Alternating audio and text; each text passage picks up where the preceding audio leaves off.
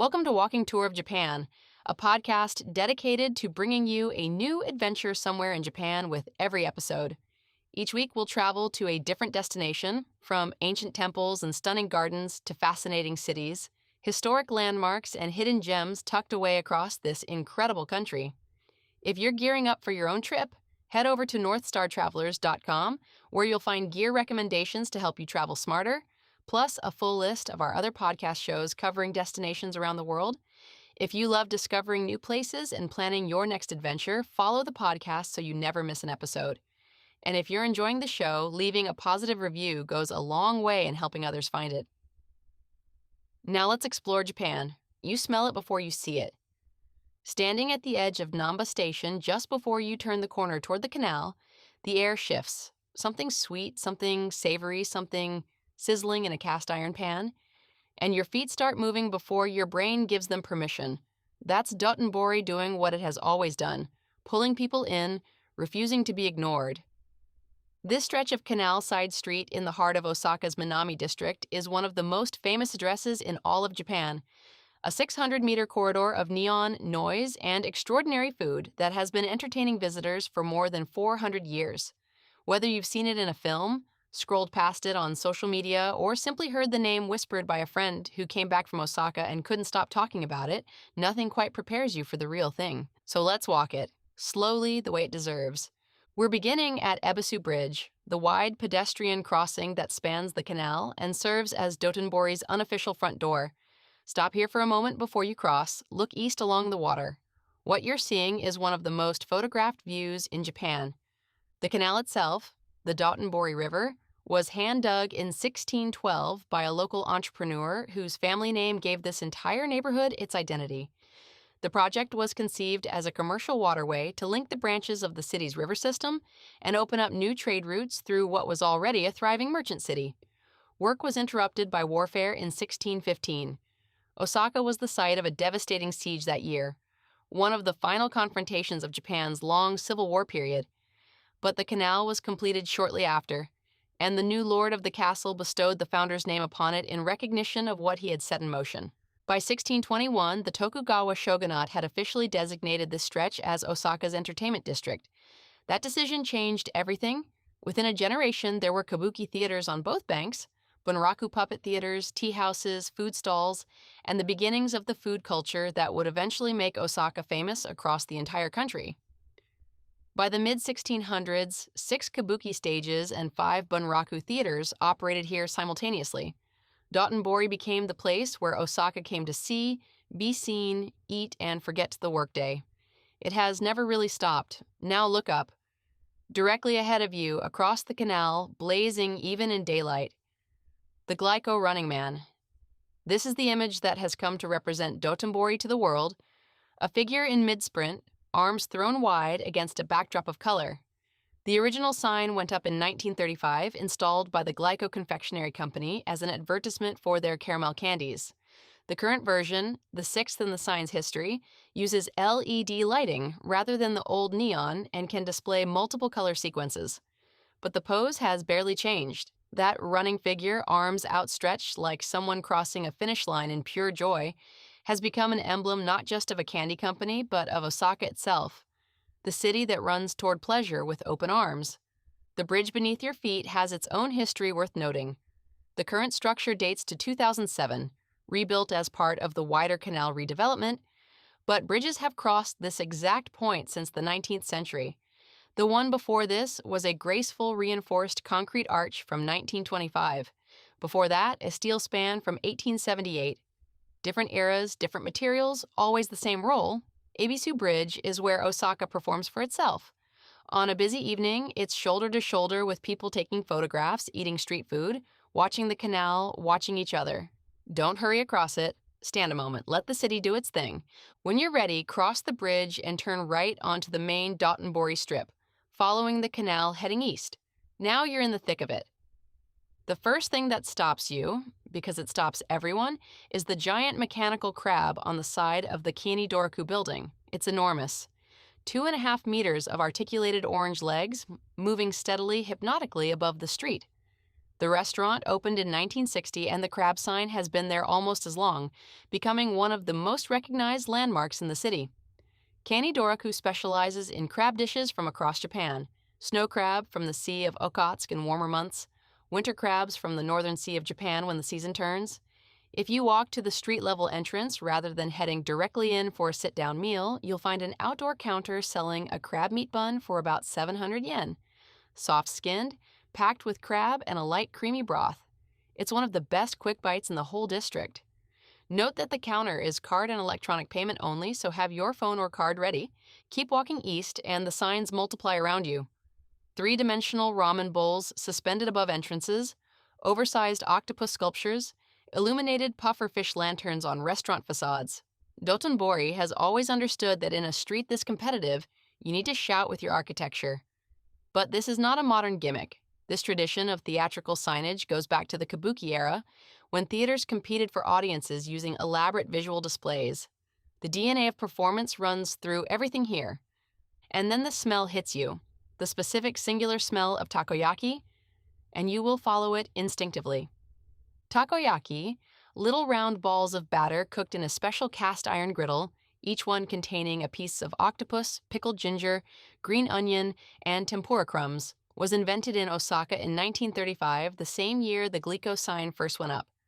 The origin story, possibly true and certainly beloved, credits a street vendor who adapted a technique from a shellfish pancake popular in the Akashi area and came up with something entirely his own. Osaka claimed it immediately and has never let go. Wanaka Takoyaki is one of the most respected spots in Dotonbori for these.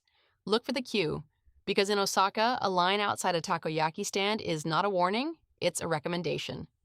The Dotonbori branch lets you eat inside or take your order to go. If you want to try several styles, ask for the variety box. You'll get 4 different preparations, including the classic sauce with bonito flakes, salt with green onion, soy sauce, and a mentaiko mayo version. The Osaka-style takoyaki is characterized by a crispy shell and a soft, almost molten interior. And when you bite into one that's properly made, the heat and the burst of flavor are genuinely startling. Even if you've eaten them before, eat them immediately. Takoyaki waits for no one. As you walk, you'll pass several retro shooting galleries tucked into the streetscape. Shateki, they're called, a kind of carnival game with air rifles and a shelf of prizes. They feel utterly out of place and perfectly at home simultaneously. Dotonbori has always mixed the refined and the rowdy without any apparent tension. Continue east and look for the Shochikuza Theater on your right, a neoclassical facade from 1923 that looks like it was teleported from a European boulevard and dropped into the neon. It's the last remaining theater of the many that once defined this street. Kabuki, comedy, and musical productions still run here, and the building itself is worth pausing to appreciate. If traditional performance interests you, check the schedule before your visit. Popular runs sell out weeks in advance, and even if you don't speak Japanese, the spectacle of a kabuki performance needs no translation. Now, and this is important, step off the main strip. Look for a narrow entrance heading south, just 1 block off the main canal road, and you'll find yourself in Hozenji Yokocho, a stone-paved alley about 80 meters long that feels like it belongs to a completely different century. The cobblestones are worn smooth. Paper lanterns cast amber light on wooden restaurant fronts. The air changes, incense and grilled fish instead of batter and deep fry oil. The transition takes about 15 seconds and crosses what feels like 400 years. At the heart of the alley is Hozenji Temple, built in 1637 during the early Edo period. The temple is dedicated to Fudo Myoo, one of Buddhism's 5 wisdom kings, a protector figure depicted with a fierce expression and surrounded by fire, said to burn away ignorance and desire. The stone statue here is almost entirely hidden beneath a thick coat of brilliant green moss, built up over centuries by the ritual of visitors ladling water over the figure while making a wish. The practice is called mizukake, water splashing, and it's one of the most quietly moving things you can do in a city this full of noise. The sound of water hitting moss-covered stone, the flicker of candles, the cool, damp air.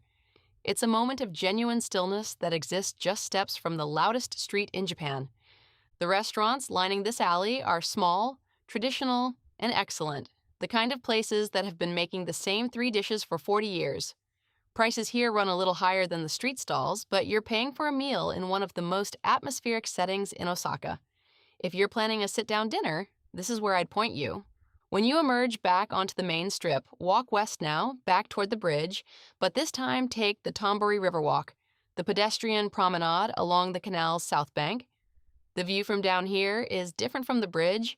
You're at water level, looking up at the neon signs reflected in the canal, and the perspective makes the whole spectacle feel even more theatrical. Cruise boats pass occasionally, 20-minute river tours that cost around 1,200 yen and offer a unique angle on the bridges and signs, but honestly, the promenade itself gives you much of the same view for free, at your own pace. Walking the promenade, notice how the canal's northern bank, where you just were, is the theatrical face of Dotonbori, while the southern side has a slightly slower energy. There are fewer enormous signs and more locals sitting on the low retaining walls, eating from paper containers, watching the water. On weekends, street musicians sometimes perform along here. It's a good place to stop and eat whatever you're carrying. A few things you'll want to know about the food as you continue. Dotonbori is famous for 3 Osaka dishes in particular.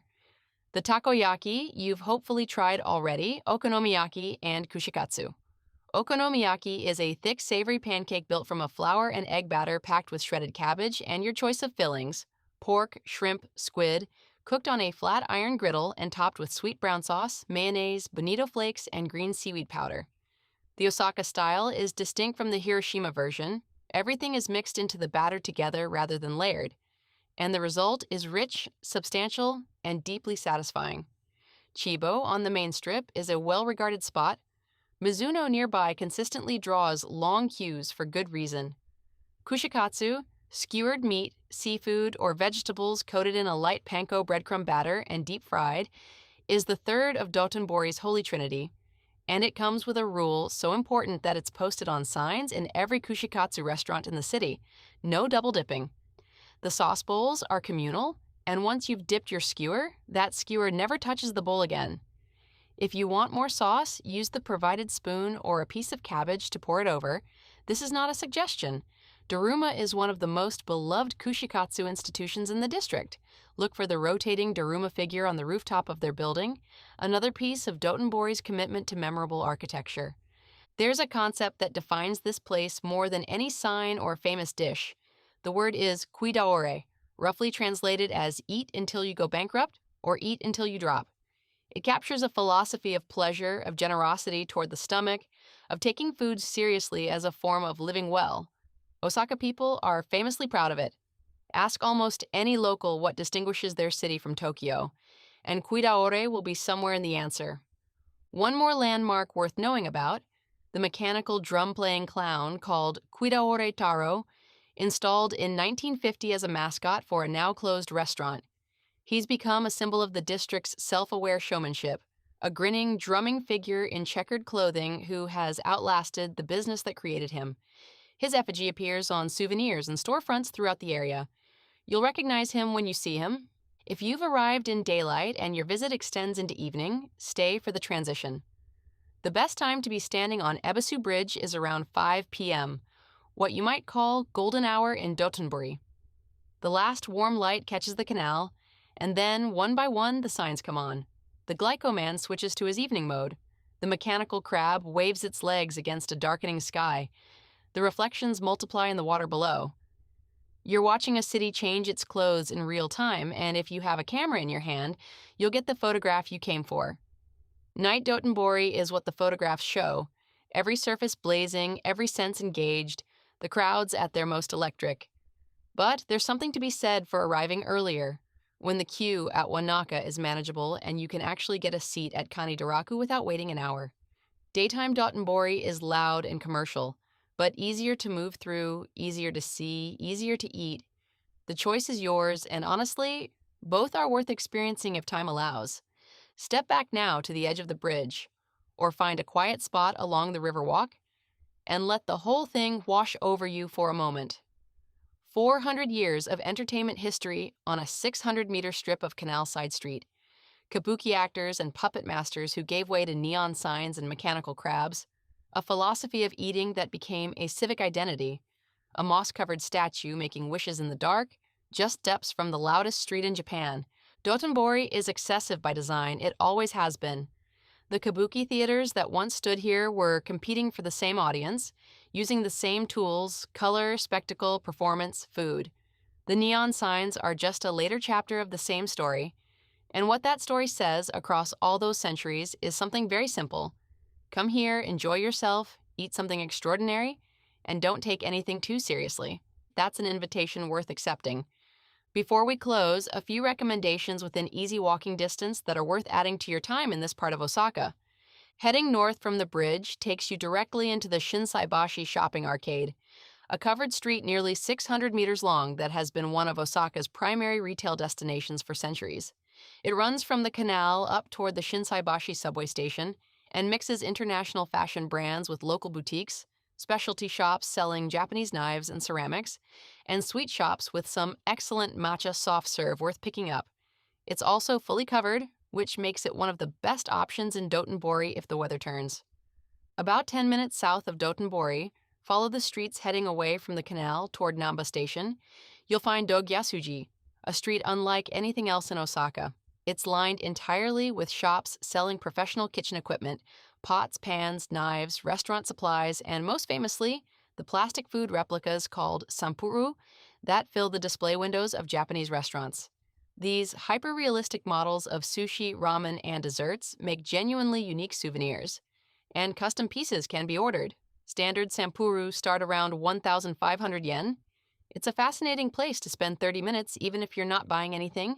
Also, within easy reach is Kuromon Ichiba Market, known locally as Osaka's Kitchen, a covered market that has served the city's restaurants and residents for over 200 years. Walk east from Dotonbori along the canal, then turn south toward the Nipponbashi area, and you'll find it a few blocks in. Stalls sell fresh seafood, produce, and street food in a working market atmosphere that feels a world away from the tourist neon of the canal strip.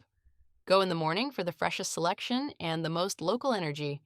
And if you still have room, which after a proper Dotonbori visit is genuinely uncertain, the Orinamba Backstreet District, tucked into the streets just east of Namba Station, is where Osaka goes for late-night izakaya dining without the tourist crowds.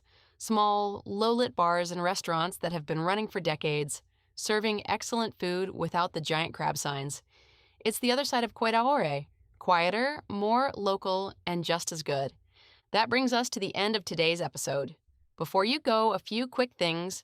Subscribe so you never miss a destination, leave us a positive review to help others find the show, and share this episode with someone who loves exploring Japan. And if you're hungry for more adventures beyond Japan, visit northstartravelers.com to explore our other podcast shows and browse gear recommendations for wherever your next journey takes you. Your support means the world and keeps these adventures coming. Thanks for joining us, and we'll see you on the next walk.